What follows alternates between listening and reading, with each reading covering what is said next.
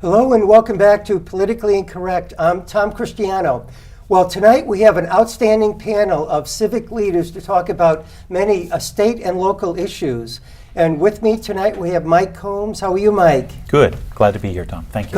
Glad you're here. It's only the third time you've been on the show, Mike. I was really surprised when I saw that with my research. By now you've covered everyone in the state, or Yeah. at least in the region. Yeah, and you're so active on my Facebook group, one of the groups, Chelmsford Reps and Residents. Yeah. I always see you as more as an active Chelmsford citizen. That's why I was surprised it was only 3 times.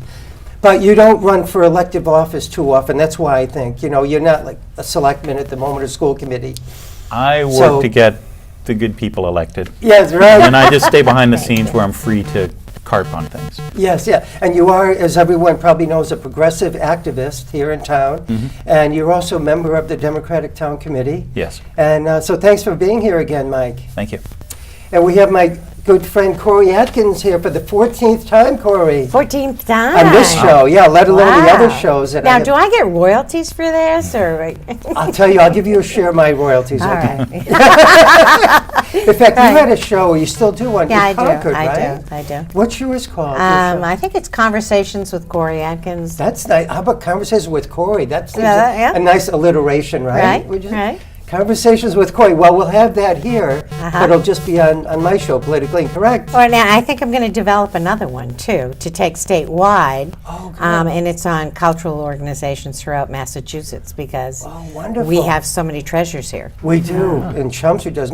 Well, as everyone knows, you were a state representative, and you've been a rep here in Chelmsford for quite a few years now, right, Cory? Yeah, I think since 2002, So after the redistricting. So maybe 11 years? Yeah, right. And that's why you've been on the show 14 times. Ever since you became a rep, I've been asking you at least once, sometimes twice a year. That's true. And you're now on my wall of fame at home. Wow. I have your picture up there, you and me and State Senator Mike Baird and Tom Golden. Yeah. So, and you're the chairman of the one of the committees in the state, right? What's it called, Cory? The Joint Committee on Tourism, Arts, and Cultural Development. Great, and we'll talk about that later on the show. Terrific. Are you on any other committees that you might want to No, mention? you can on the only show? chair one committee. Oh, And if I see. you chair a committee, the work is so busy, you don't serve on other committees. That's good, that's good. Well, we'll have to hear all about that later, and we have a lot of arts going on in Chelmsford, I know you do. and culture a little bit, so Mm-hmm. it's wonderful. You could tell us all the money you're going to send to us. Well, there's I bet money. you already have. And I've got the Magna Carta coming here to celebrate its 800th anniversary. And it's 800th coming anniversary. this summer. I just secured the deal. I went to England last month, and so it's coming to the Museum of Fine Arts this summer. Wonderful. And then it will go out to the Berkshires at the end of the summer at the Clark Museum. And then down to the Library of Congress. That's fantastic. Yeah, Wow. 800 years old. Wow. And what kind of shape is it in? You probably saw it, right? It's in fabulous shape. It's I looked at it and I thought, how did you ever keep in this kind of shape without air quality? And they said, well, the very reverend said to me, well, I don't think we were as neat as the other shires. Shires are like counties in England. And what happened is, when it was created with the bad King John, the nobles held the sword to his throat and said, sign this. And the monk sat down and made a whole bunch of copies, and he puts his seal to it.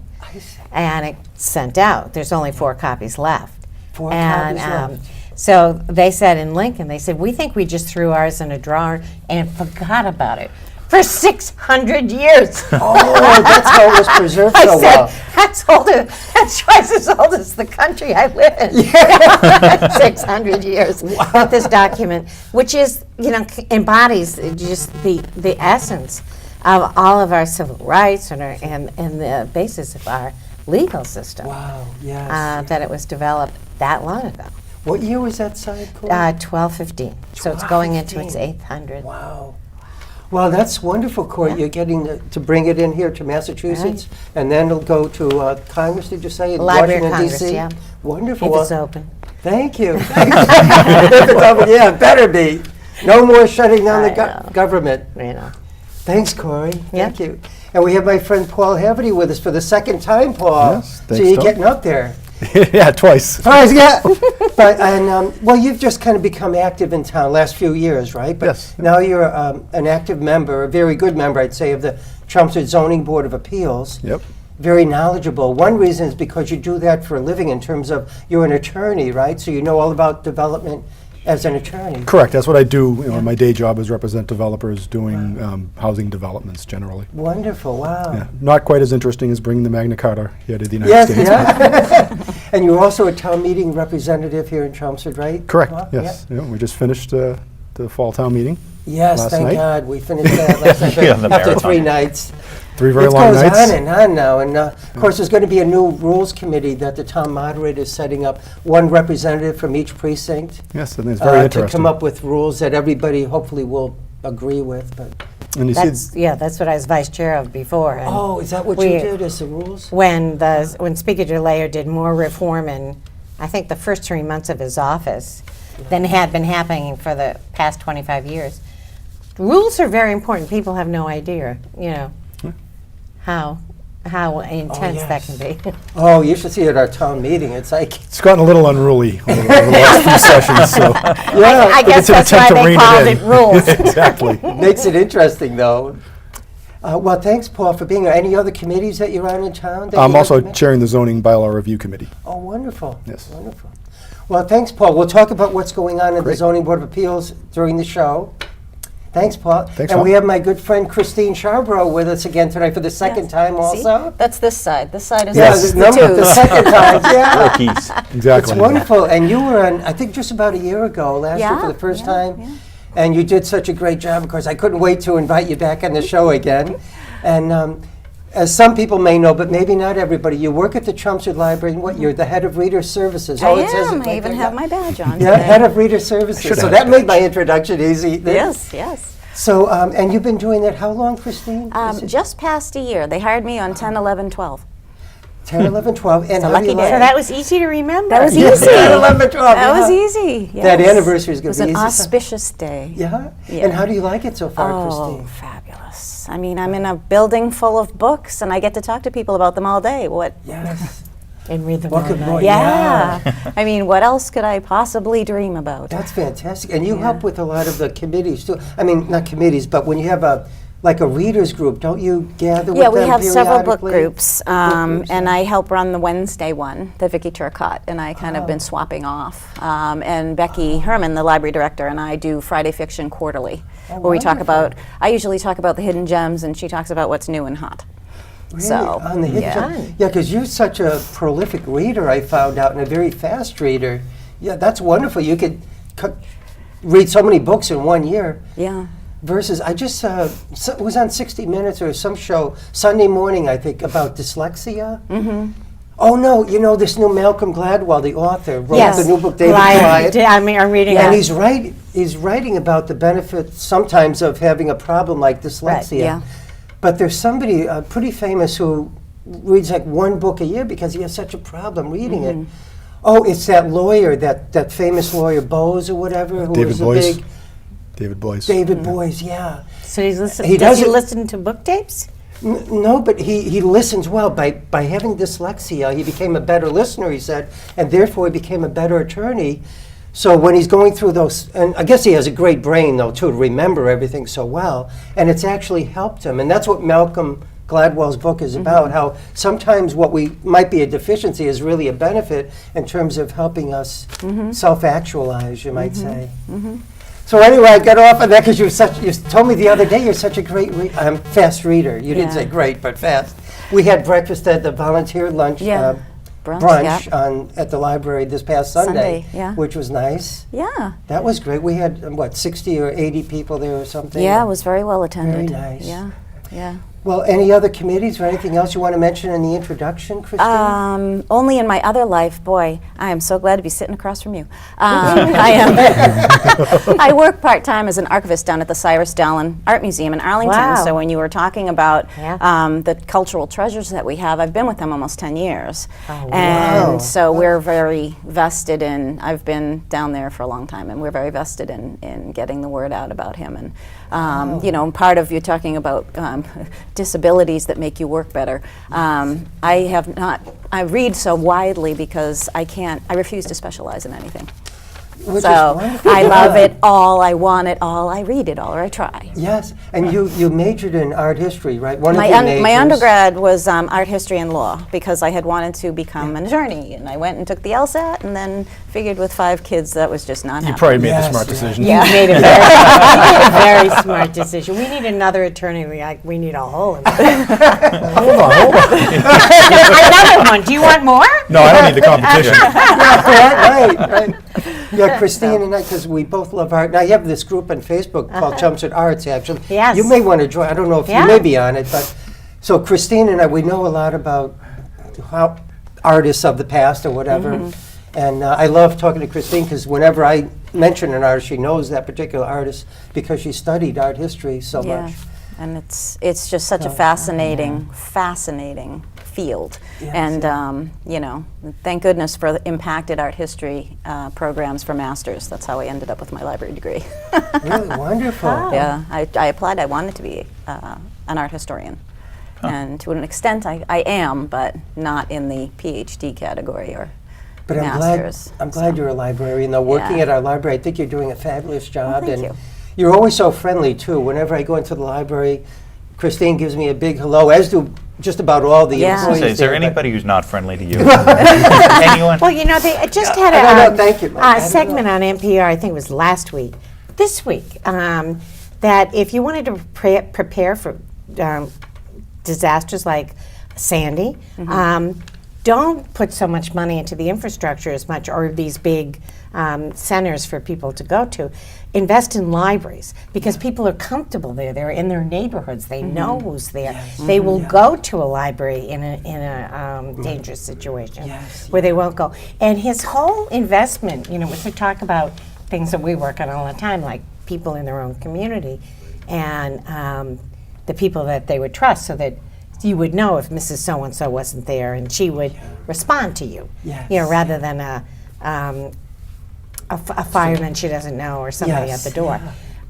Just a different feeling. And I thought, wow, I hadn't thought about libraries in that.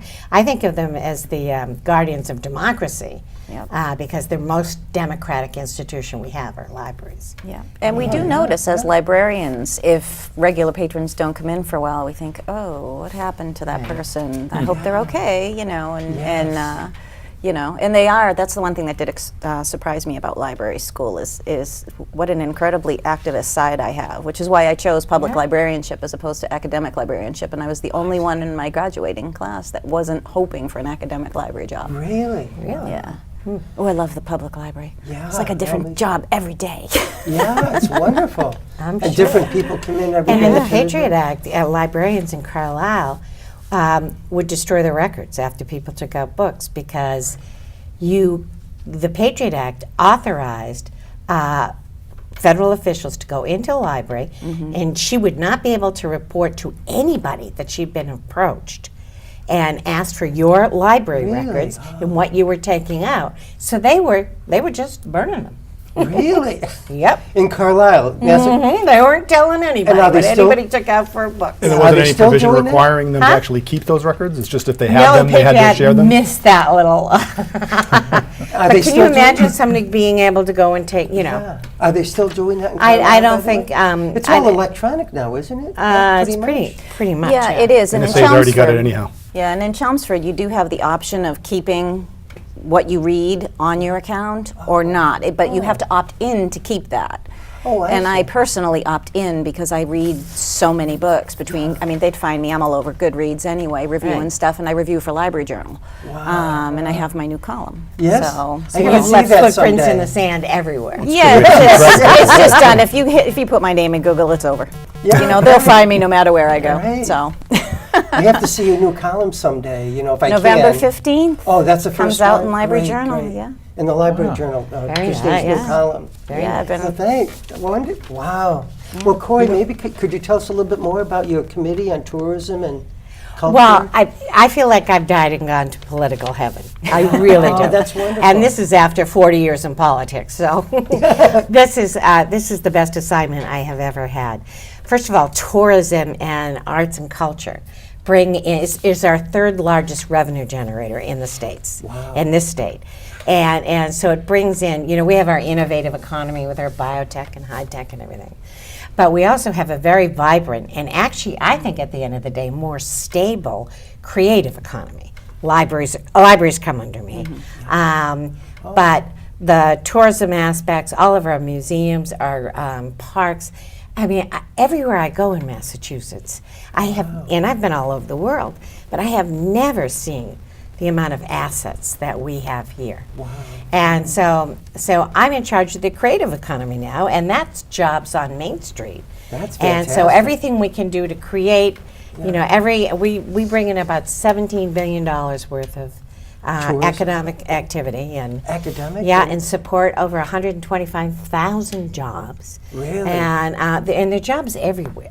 So, and they're very diverse, and we're filming more films here. We're going to bring Broadway back here to do their tryouts here. We're bringing the Magna Carta. We've got a bill in front of us. Also, we just reported out to look at bringing the 2024 Summer Olympics here. Really? Oh my so there's a whole bunch of things popping on this committee. And That's on your committee, that's the on Olympics? my committee. Oh my God. This is what I do all day long. It's exhausting because I just came back. I was down in Hyannis yesterday looking at everything down there. And so I'll never be able to bring my grandchildren to all the different places I've seen. Wow. But it is just exhilarating. It's so busy for you, It's so too. busy, and Massachusetts just has so much. Yeah. And we have everything, because we have adventure, we have beaches, we have, the Berkshires, we have... And the Berkshires, too, that'll take you 3 hours to get there, right, by car? Maybe two, No, actually, two well, and a half? maybe I'm well situated geographically in Concord to sort of, jump off anywhere, but... And get on... But Logan Airport is bringing in more airlines.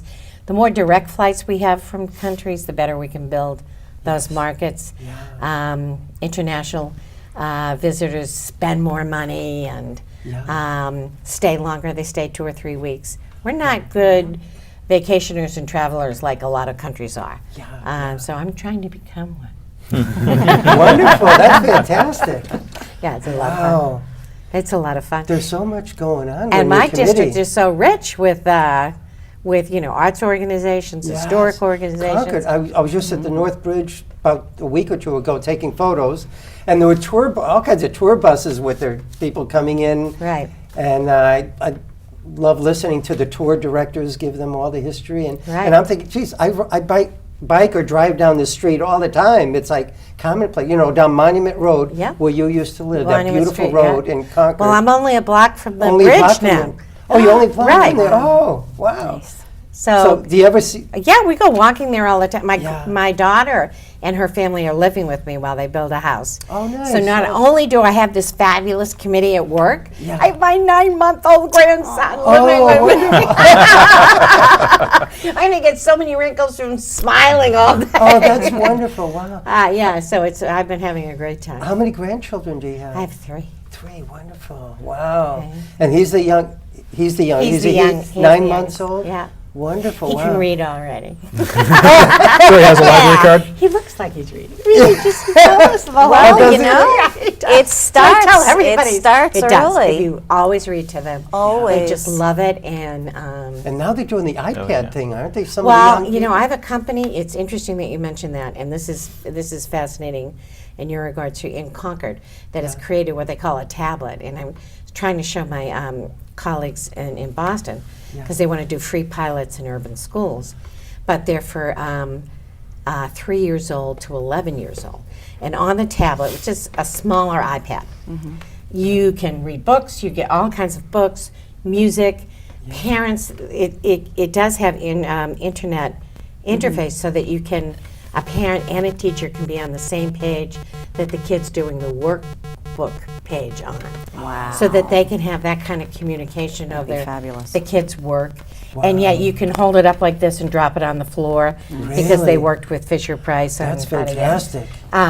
So there's all kinds of things coming up. But I was at an organization yesterday called Heritage. It's a beautiful place. in Sandwich, down the Cape. And they had a tree house with all of these things for kids to do with plants. And they could touch them, feel them, eat them. And little mushroom stools for them to do their reading, reading groups. I mean, it was Wow. it was like Oh, a magic nice, yeah. cove, for kids. And they were telling me that American kids only spend 6 minutes on the average outdoors. And kidding. No. Oh, my and they spend 6 minutes a day? a day, as opposed to 4 hours in front of a screen every day. Sounds right. I sent my kids out to play last weekend. I walk outside and my son's out there on iPad, sitting Are you- outside. Is he Like, right? technically you're outside, but that's not what I had in mind. Right. Well, Mike and I were just saying, I said we were free-range kids. We went out. You made it home by dinner. Yeah. You know. And then you Well, went me back out too. after dinner. You went back out after dinner, came back when they. Before it got dark. That was Ring the the rule. bell, Before it yeah. got dark, you got to be home. Yeah. Yeah. But That I was think that's it. largely, speaking as a parent of small children, I think that's largely a parental, regulatory thing because all of my kids have devices, even the 3-year-old. The 3-year-old goes to bed and has his Kindle and his Nexus because he watches Diego and he plays little things. And then we go in 30 minutes and we say, okay, that's it, lights out, give me those back. But Really? they run me ragged outside. And I'll say, okay, Wow. that's it, we're non-electronic good. today. We're going out. I played baseball with the good. boys last weekend.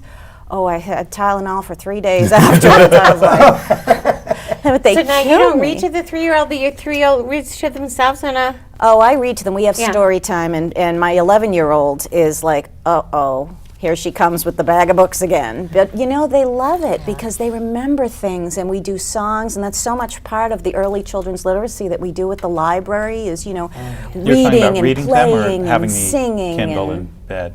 I'm sorry? You mean reading to them, or you mean them No, I having mean the reading Kindle them early? books. So you still read to your 11-year-old? I do. I read to my Me? 10-year-old. He gets very upset if know? if I don't read to him before he goes to bed. Because we're Wow, sharing that's some wonderful. stories. Like there's one about Theodosia Throckmorton, who is her parents are archaeologists, and they're in the museum, and it's kind of like she can see all these evil spells and hieroglyphics on these Oh, artifacts they're bringing home, and they're entranced. And we've Oh, spent I'd an be entire entranced. summer of summer reading where we were reading in odd places. Like today's reading assignment before Mom left for work is I want you to read for 30 minutes sitting on the washing machine while it's going.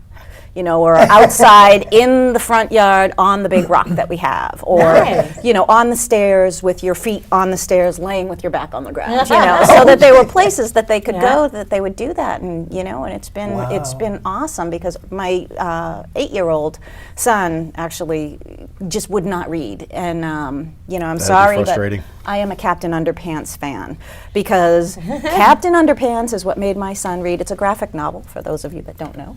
No, I thought it was something we should be wearing to work. No.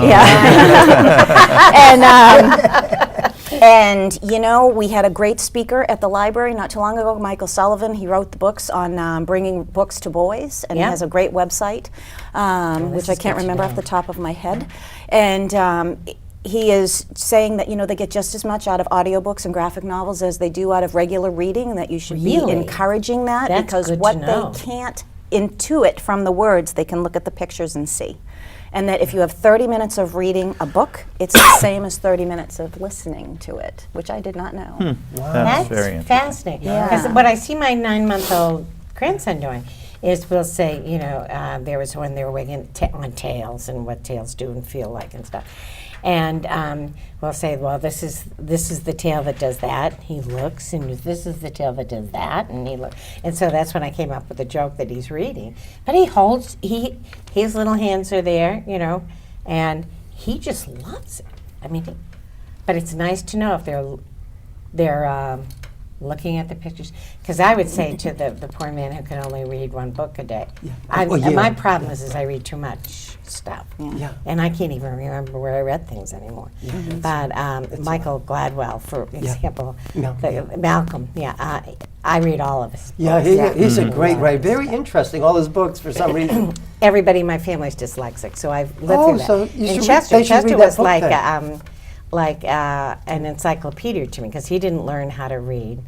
And this is a man who was a member of Congress until he thinks the 5th grade. And he never forgets anything he hears. Maybe it's the same exactly thing. like Maybe that. he'll- And so I'd never look anything up when we were married. I'd say, Joe, who was the prime minister when, or how do you spell it? And he always answered. Wow. So my joke was when we got separated, they had to invent Google. So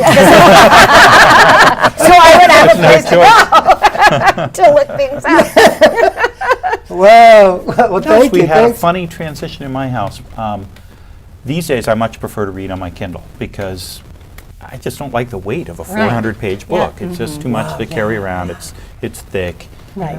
whatever. So, and I don't like to read much on the computer if I can avoid it. Right. I download those articles to my Kindle and I can read them Wow, elsewhere. interesting. So my daughter's 13, and I was like, hey, we should get you a Kindle because when you read books in French, you can put the cursor on it and immediately translate a word to English. Oh my It's a goodness. great Isn't that way wonderful? to Wow. great way to start Oh, I reading in did another not know language. that. And she's like, no, I hate screen. I'd much rather have the feel of a book. Yeah. I was like, that's supposed to be the reverse. I'm supposed to be the one who likes the feel of the book and the old-fashioned, and she's supposed to be the one on screens. But What would I was amaze glad. you, when I was in Lincoln at the cathedral, I was handling books that were 1,000 years old, Bibles. And I said, you don't want me to put gloves on? I was going to say, did they make you wear gloves? No. And it was they said, no. Part of the scholar experience is feeling the paper. Yes. And I said, they won't let you do that in the United States. Yes. And they said, well, it's not made of wood, it's made of linen.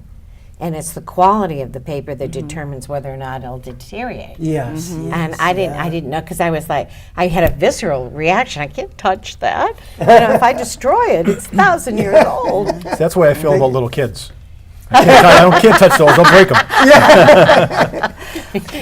You'd be surprised, obviously. Well, that's true. I managed to not break them. But I've dropped them off the couch, all that stuff. And they follow you home no matter where you leave them off, so don't try that.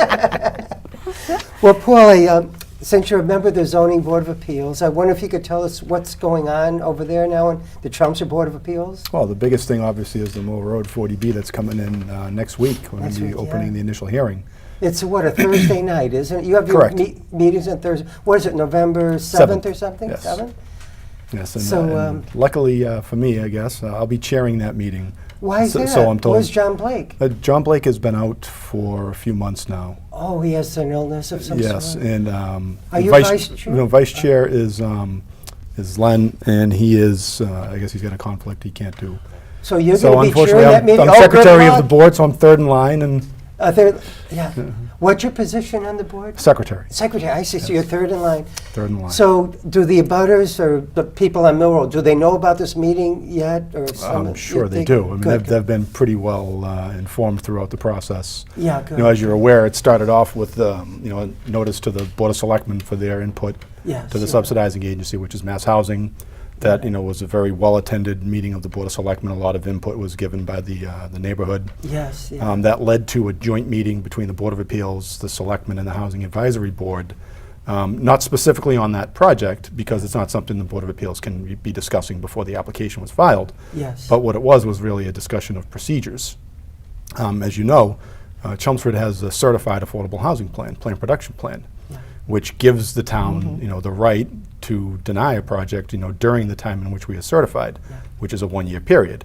Of course, the concern is if you don't continue to approve projects till you reach your 10%, that 1-year period will eventually end and you'll become wide open again. Yeah. So you need to balance, the issue of, whether or not you want to deny the first project that comes in, Yes. once you have that chance, or do you want to keep approving and getting yourself to the point where you can deny every project, once you Yes. reach your 10%. Yeah. Well, speaking of the 10%, one of the features of this particular 120-unit proposal is that they're all rental units, right? Correct. And So- therefore, even only 20% of them are scheduled to be truly affordable. All 100% of them will count as affordable because they are rental units rather than for sale units. Is that I'm correct? not sure whether it's 20 or 25% that are scheduled to be affordable. Honestly, I really have not looked at Well, the I application. remember it's 20%, but I hope it's 25, but I So- mean, that so are the way- really affordable rather than The way it 20. works on a rental, you can do 20% affordable priced at 50% of area median income, or you can do 25% affordable based at 80% area median income. So they'll let you do a little less number of affordable if you make them more affordable. Yes, yeah. So, if you do either That's the fascinating. if you Yeah. either do the 20% at 50 or the 25% at 80, you get to count on a rental. You get to count all of the units in the project, even the market rate ones. That's a yeah. policy decision that was made by Department of Housing and Community Development Yeah. in order to encourage rental development. Yes. That's So- how we got 300 units in Concord. Correct, because you get to The count. Muse, yeah. Yep. So all of these would count towards our 10%, right? If they're Correct. all rental. Correct. Right? And assuming they have that other threshold you So- mentioned of the 20 or 25%. Right, and the So- site is a site that was, listed on the Affordable Housing Plan. Yeah. That was approved by the Planning Board, the Board of Selectmen, and then DHCD. Yeah. But that plan, the Affordable Housing Plan Committee met for 18 months to come up with the plan production plan, and it looked at a number of different sites, but only, in a very cursory manner. Yes. Because you can't really do it. We had, a very talented engineer on the committee, Sue Carter, Yeah. who I believe today is her birthday, so happy birthday, Sue. Happy Yeah. birthday. Happy birthday. And, It is her and- birthday, yeah. And she did, great work, doing very, overviews of particular sites that we looked at and determining, right off the bat, are there concerns here that just make this completely impossible for housing? Or, is it something that we can say, yes, housing could go there, but once you get to that point, then you need to do a real site plan, and, Yeah. dig into, whether the soil conditions are appropriate, the traffic, Yes. wetlands.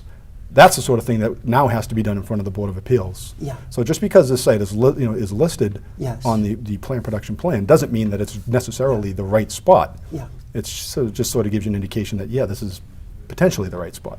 So when would all those things be done by the developer that is looking into the soil and all of that? Well, I'm sure they've already done it. They've already done, you Yeah, think so? now they need to present it to the Board of Appeals. I see. Now, the way the process works for the Board of Appeals, we have to notify the developer within, I think it's 15 days after opening the hearing, Yeah. whether or not we believe that we meet one of the safe harbors in the regulations, and the plan production certification is one of those safe harbors. So we give them that notification. That doesn't mean we have to deny them or approve them right away. What it means is you give them the notice so that they're aware that we can deny them or approve them with conditions that they won't be able to challenge. Oh, okay. And then they'll make the determination whether or not they want to go forward still. I see. Wow, wow.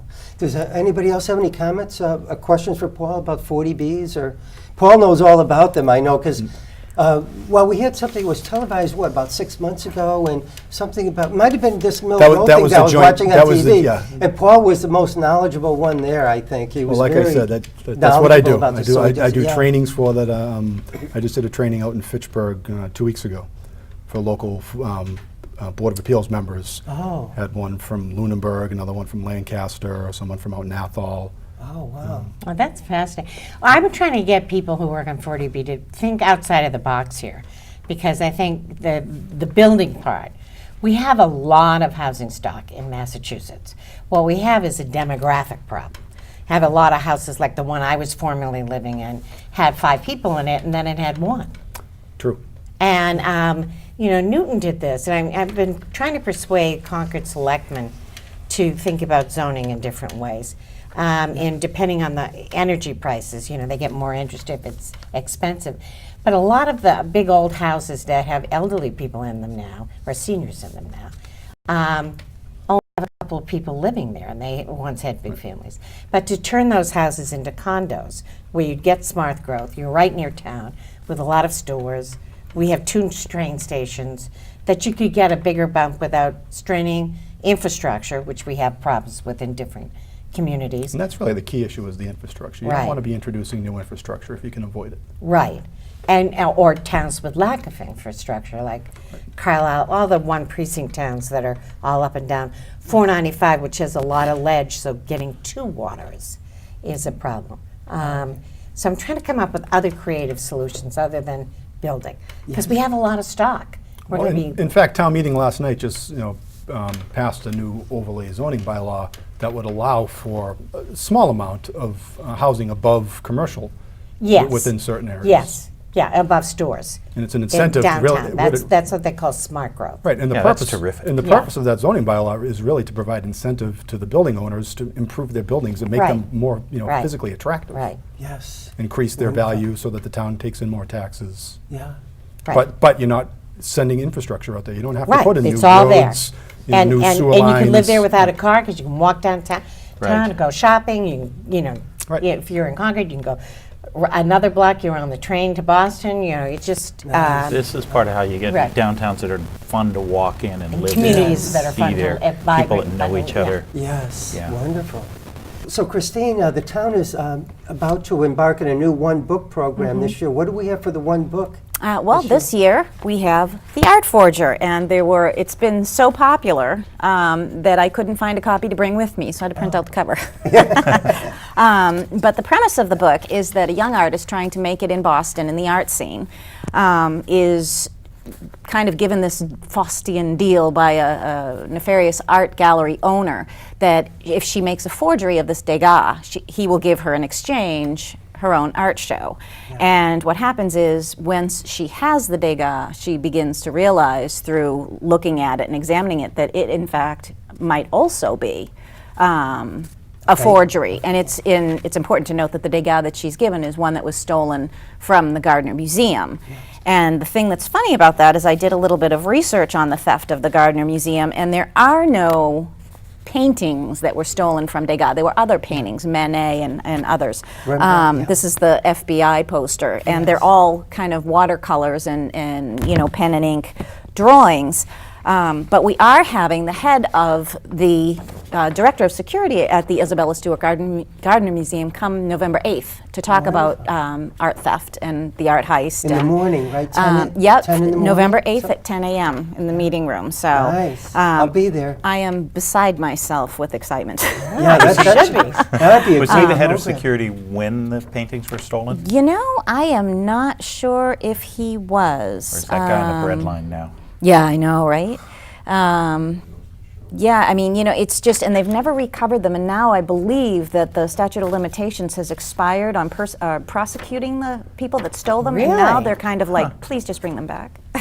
The statute of limitations has expired? That's what somebody told me. oh my I'm not God. sure, but there's a $5 million reward if anybody out there knows where they are. Well, it's worth it because that all Rembrandt right, alone Mike. is worth like $100 million. cough out, put them back. Maybe I Well, and it's a shame because a couple of my favorite Vermeers were in the ones that were Vermeer too. stolen. You know, there's only Oh. like 36 Vermeers in the world. You probably know the exact number, right? Oh. Of oil paintings by Vermeer, right? Yeah, Do you it's just And heartbreaking. one of those 36, now, hopefully it's safe somewhere. Yeah. And when that person passes away or whatever, wherever They'll person find like, it. had it stolen probably. That happens periodically for some very wealthy people. Yeah. And they have paintings stolen for them. And, Yeah, I mean, and the sometimes black, eventually they come back, though, Yeah. when the person dies. yeah, the black market in stolen paintings and artwork is amazing. And as a matter of fact, as we had talked earlier, when I was thinking of going into law instead of becoming a librarian, once I left the art history legal degree that I have as an undergrad, I wanted to go into contracts law to do the repatriation of antiquities. That's when all the Getty was getting into it with the Italian yes. government Yeah. for the Right. repatriation of some of the stuff that Yes. they had been taken. And and it's funny when you start researching things like that, like at the MFA, one of the directors of the MFA was like an avid Egyptologist, and it's one of the reasons they have one of the best collections of Egyptian antiquities. Really? Wow. And they do. If you've ever been there, they're fabulous. Yes, Well, and yeah. the debate, seeps into, the country of origin wants the artifact back, and yet doesn't often have the resources to take care of them. Right. And I don't know where I fall on that. Yeah. Yeah. But because people say you don't own that. Why did you take them out of our country? Yes, Yeah, well, I yeah. think there is a Same way. bright line, though, maybe 1972 or 1976, that, you kind of, they cut it because, imagine all the cultural heritage of everywhere just leaving Boston. Yes. The entire MFA just Right. gone someplace else. Yeah. But yeah, it is true. Can you really take care of it if you took it back? And, some places, like the Middle East comes to mind for me, where I think, wouldn't they be better served to be someplace else? Oh, I know yes, you'd at like the to moment. have them, but, Hopefully Well, not in that's- Syria at Yeah. the moment, or know. Afghanistan, or Iraq even. It's Yeah. just some. Well, and it's even in when the opportunity of the Magna Carta coming here came to me, I was asked, can we put it in the State House? And I said, I don't think you want to do that. And this is a very complicated wheel to reproduce. Yes. The air quality, the security, because it's insured for $48 million and requires 24/7 secure armed guard.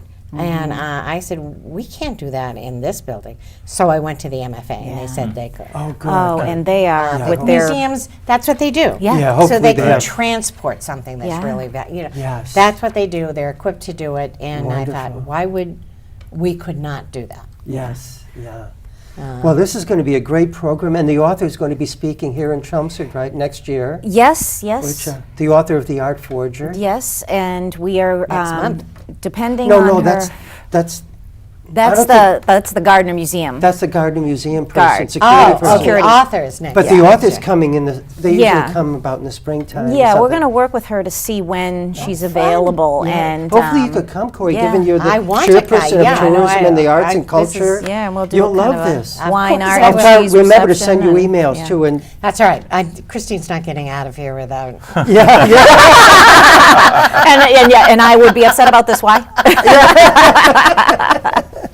You Well, said that's it's a local wonderful. artist, local author from. Yes. Yeah, I'm not Boston, sure. or- I want to say she's from Marblehead, but don't quote me on that because You know, I'm I not.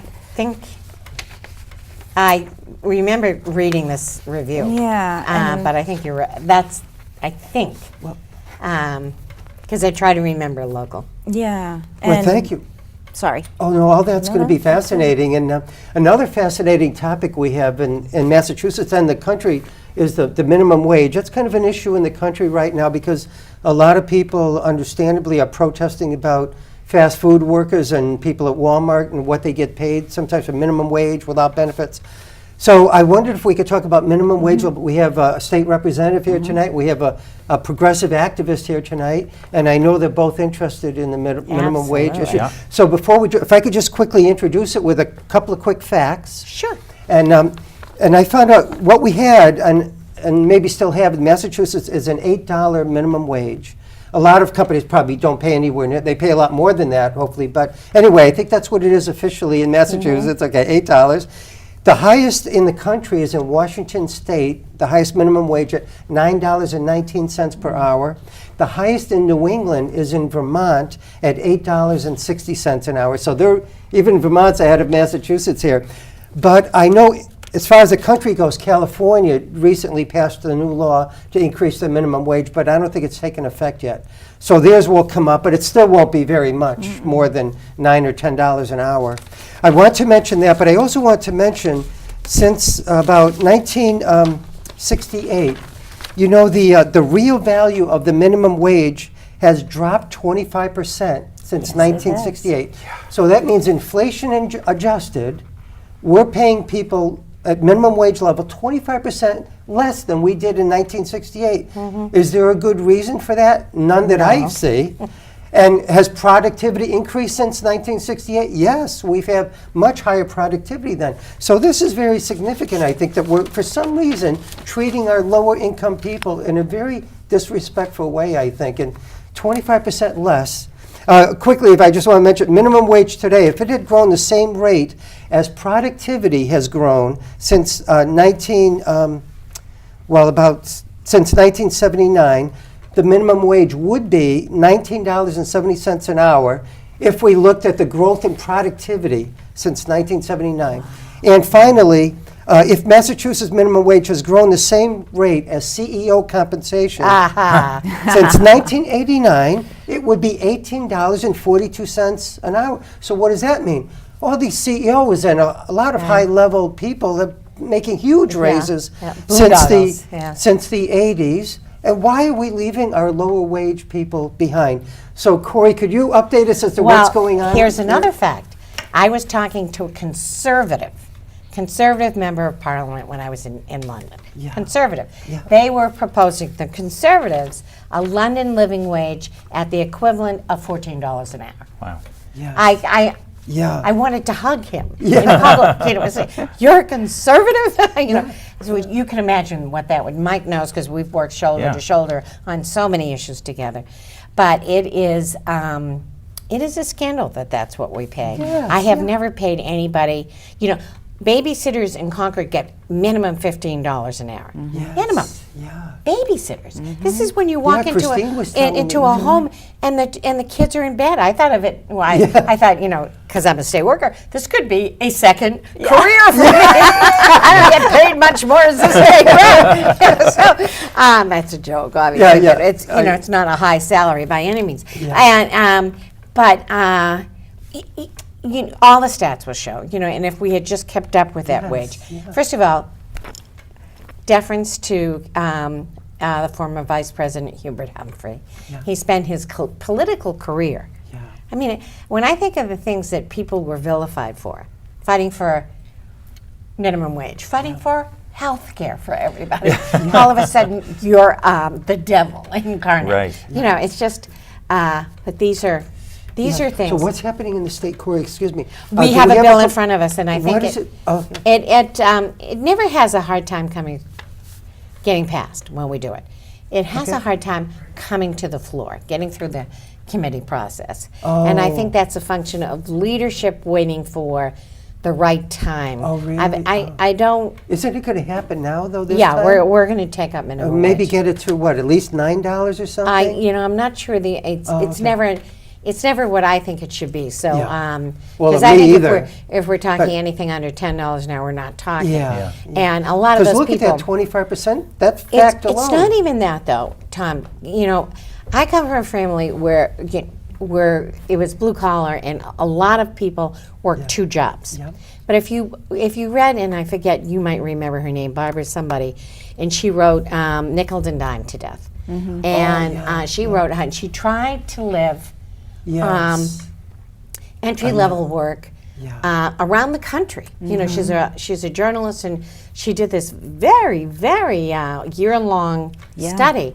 Yes. And you cannot get the hours either in your first job or the second job that you could consistently work two jobs and be able to live in certain places, because they won't even tell you how much money.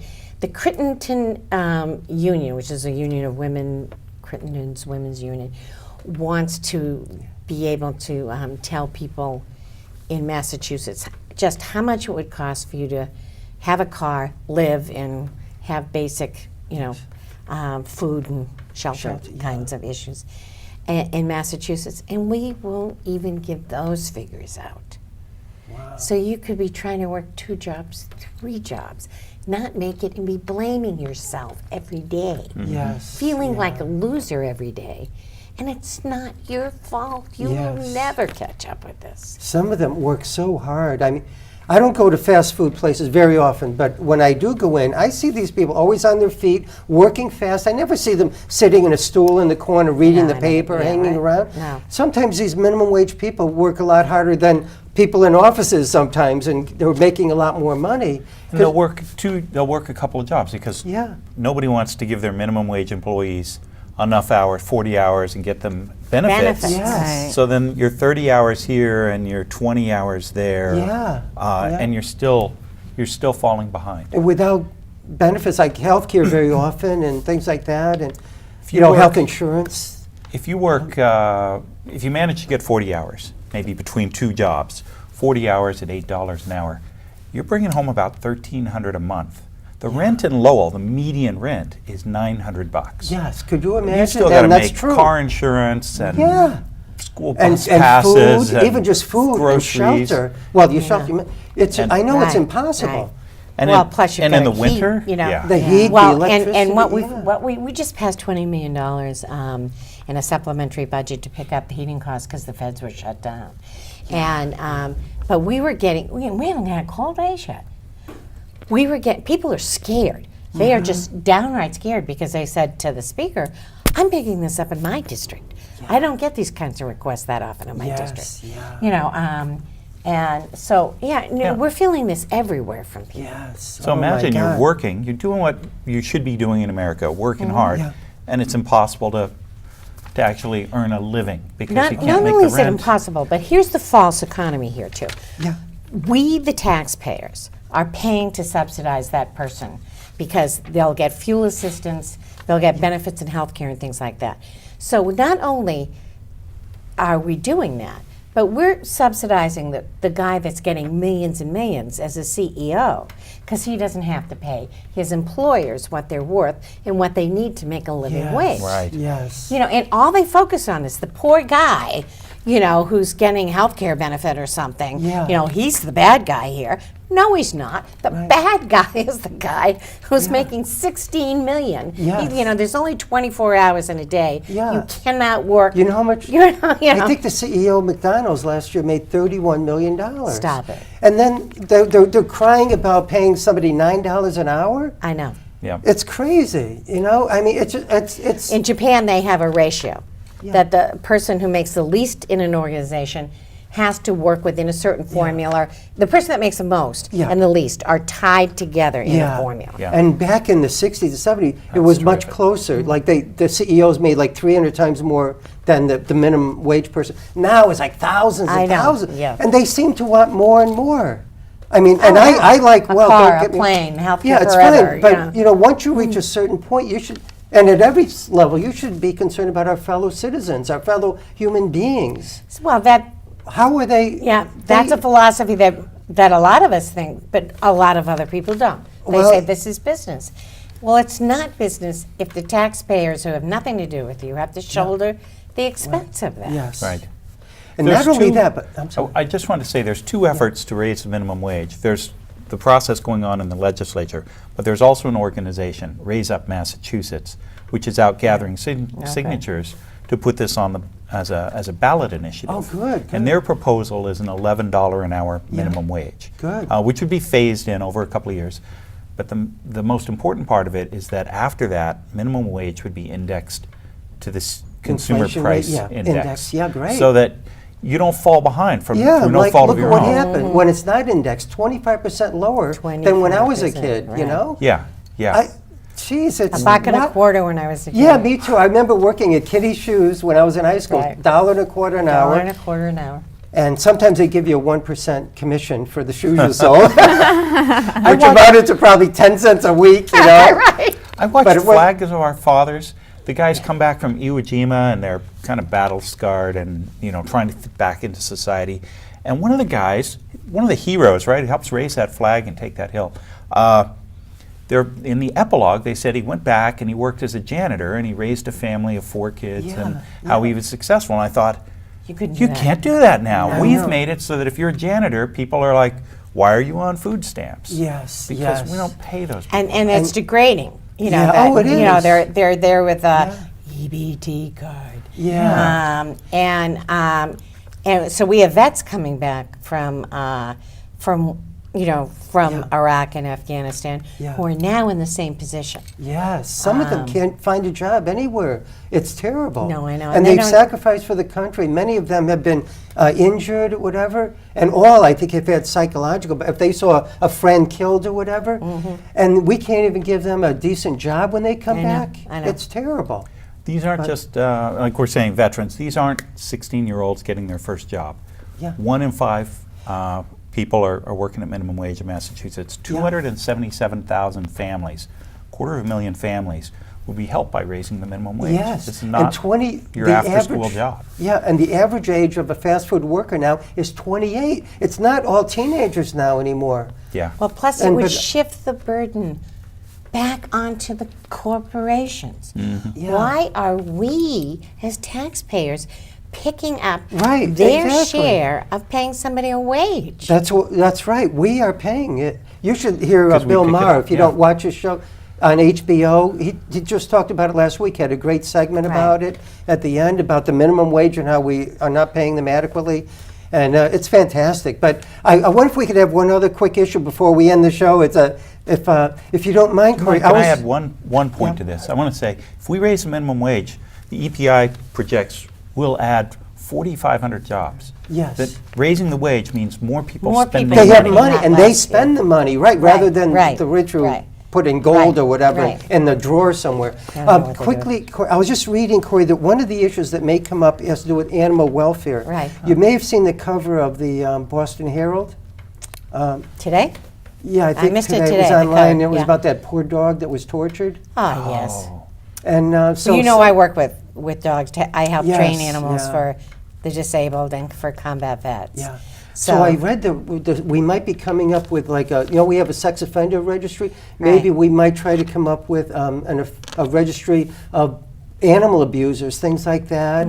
Have more animal rights. Have you seen that at the State House yet? I read, I think one article on that so far, Okay, yeah. but I haven't heard more about it. Would you be in favor of that? Well, first of all, I'm in favor of anything that would stop abuse of anything Yes. that's vulnerable. Yes. And I can't believe, what I've heard from bullying and in the schools to Yes. Yeah. to what was done with that puppy. Yeah. I do want the same outrage that was there for the puppy as they are for kids who commit suicide because they're bullied in school. Yes. Because it's the same issue. Yes. Yeah. And it's and we should pay attention to that, because if people do things to animals, they will. That I behavior agree. is very Yes. transferable. Yeah, but not only that, I feel for the animals as well, Cory, as Oh, I'm sure yeah. you do. Oh, no, I feel so bad for that dog or right. any animal that's abused, Any- any child that's abused. And we should do everything we can to prevent this in the future and to punish those who abuse animals. And finally, they caught this guy. That was in the Herald today. They had his picture on the Yeah, front no, page. I haven't seen that. And I think this person should spend many, many years in prison. Although And a hardcore prison there are for torturing this poor dog. There are much cheaper methods to deal with this than prison, but we Well, can do this- community service and.